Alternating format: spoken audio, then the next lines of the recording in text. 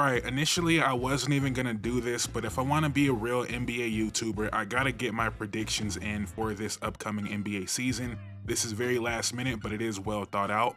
Had all season, all off season really to think about these things, but we're gonna start off with the Western Conference standings, and after 15, which is Utah, it's kind of crazy that one of these teams will be the 14 seed. Either Portland, New Orleans, Sacramento, or Phoenix are going to be the 14 seed. And not that they are these great teams, but a team with DeMar, Zach LaVine, and Sabonis very well might be the 14 seed, and that just lets you know how crazy the West is.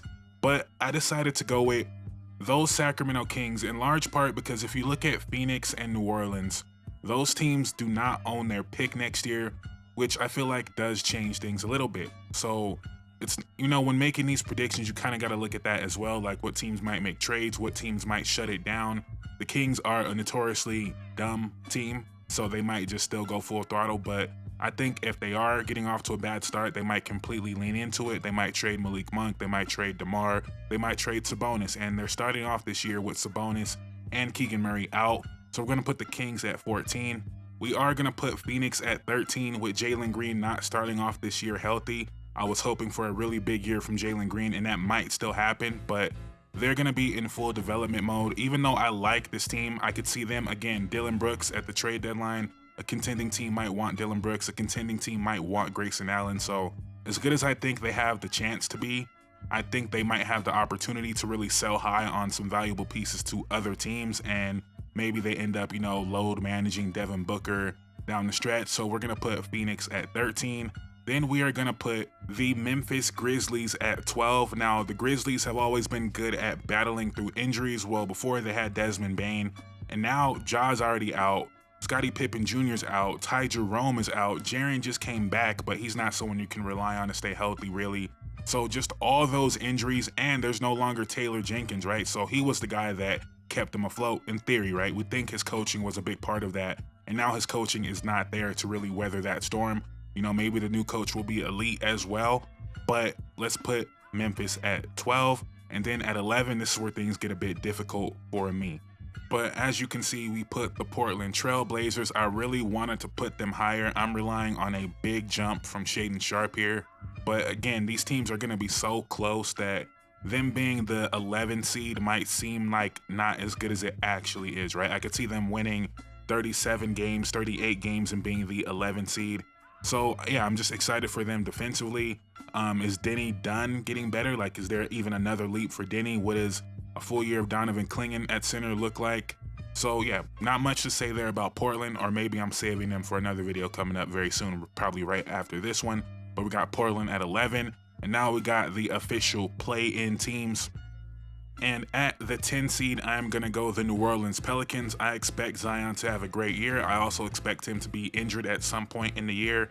Trey Murphy, you know, had kind of the breakout year last year. I think that's going to continue. I don't think he's going to have this crazy jump that some people think he's going to have. Hopefully you get a full healthy year of Herb Jones. Hopefully his shooting bounces back to where it was a couple years ago. I think Yves Missi is one of the more underrated young players in the NBA. You know, how far does that go this year? I'm not sure, but I think he's a very, very good player. Kevon Looney as a backup five when he comes back. And I think Jordan Poole is underrated, right? So the duo of Looney and Jordan Poole might get you a little, you know, easier buckets, little system buckets, right? So I think they're going to be decent, but I think Zion will miss time, so we're going to cap them at the 10 seed. I also think they're just going to be an unstoppable offense when they're playing together. I think they're going to be a terrible defense, though. That's why I can't put them any higher. Then there's always the DeJounte Murray wild card. What's going on there? Will they trade him? Does he come back? What does that look like when he comes back? Jeremiah Fears looked awesome in preseason. A lot to like about this team. I just don't have faith in them all bringing it together, but they'll bring it together enough for the 10 seed. At the 9 seed, I have the Dallas Mavericks, and I'm really tempted to put them higher, but we all know the elephant in the room is Anthony Davis staying healthy. If you could guarantee me he plays 65 games, I might put them at the 7, maybe even a 6 seed. But I think he's going to miss time. Of course, AD, hopefully not, right? I love D'Lo. I'm a bigger D'Lo fan than it seems like majority of people, but they are relying a lot on D'Lo, and they're relying a lot on Cooper Flag as a ball handler. They do have a little bit more passing than you would assume just looking at the roster, right? Like PJ Washington, decent passer for his position. Najee Marshall, pretty good passer. They got a lot of connecting pieces, but they don't have true playmaking on the team. They might be impossible to score against, right? Just defenders everywhere on the court. Like, I really like this team. It's just you can't convince me that AD is going to be healthy. Could I see a world where they are a 6 seed? Yeah, I could see it, but I'm just going to be safe, and I'm not going to put too much on Cooper Flag yet. Maybe he is like a top 45 player in the NBA from day one, right? Like, if you're telling me Cooper Flag is going to be a top 40 player from day one and Anthony Davis is going to play 65 or more games, then yeah, I'm probably going to look stupid here. But I'm going to play it safe and say Cooper Flag just has a regular Rookie of the Year type of season, not a dominant one, and say that Anthony Davis missed some time and they end up being the 9 seed. At the 8 seed, we're going to go to the San Antonio Spurs. I actually don't love this team as much as some other people, but Wemby. I didn't like the Fox signing. I don't like the fit. And now, especially that they got Dylan Harper, what are they doing with Keldon Johnson? I think Stephon Castle, kind of, I don't want to say overrated because he's so far from a finished product, right? But the player he is right now, I think, is a little bit overrated. And this is not the time for this, but I just really wonder, like, going forward, Dylan Harper, Stephon Castle, Devin Vassell. Is Devin Vassell now becoming underrated in that discussion? Like, is maybe Devin Vassell the one that should stay in Castle? Just throwing it out there, not the time, right? We have all season to figure out those type of things, but I think just on the strength of Wemby, and Fox is a very good player, I have them as the 8 seed, but I'm letting you guys know very early so you guys don't think I'm overreacting to whatever happens this season. I'm looking very closely at Stephon Castle this year. Just thinking about it, they probably need another wing. They probably need a little bit more shooting on the perimeter. And if Dylan Harper looks like Dylan Harper is supposed to look like, if he looks like a franchise point guard going forward, and you already signed Fox, just throwing it out there, we can revisit it a little bit later. At the 7 seed, this is probably going to be shocking to you guys because it's shocking to me as well that I'm putting them this low. But I'm actually going to put Minnesota as the 7 seed. Now, earlier this year, I was like, oh, guarantee they win 50 games. I guess it's possible they come to 50 games and be a 7 seed. But just looking at this team, looking at what they did in the preseason, I know we're not supposed to take too much from the preseason, but you wanted to see certain things from certain guys that you didn't really see. And this is just not a great team. It's not a great team. And I think Mike Conley, Rudy Gobert, even any incremental decrease in play does a lot for this team.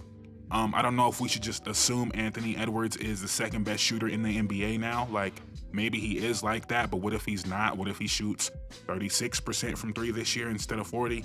He's a career 36% three-point shooter. Like, what if that's who he is? What if last year was an outlier?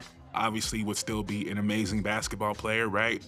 But if his shooting decreases a little bit, you lose Nickeil Alexander-Walker shooting, Mike Conley, Rudy Gobert takes steps back. I just don't look at Jaden McDaniels and Naz Reid as guys that can do more than they're already doing, or not much more. So it is a lot reliant on Anthony Edwards being a MVP level player, which I don't think he has been quite yet, and or Rob Dillingham, or Terrence Shannon, right? In order for me to put them higher, I'm relying on one of those guys taking the leap, or I'm relying on Anthony Edwards being one of the 3 or 4 best players in the NBA. And that's just not something I'm willing to do yet. I could look very stupid, right? If he just keeps shooting the ball like that, if the 3-point shooting around him is adequate enough, if the pairing between him and Julius Randle keeps evolving, I could look very stupid, right? And most of these teams are going to be separated by 1 or 2 games, so it's not a big deal.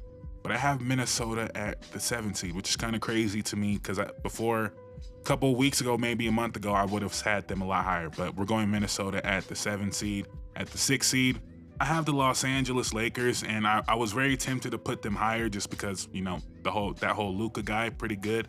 But the rest of this team is just not that good, you know? Gabe Vincent is starting now, apparently, until LeBron comes back, or at least to start out this year.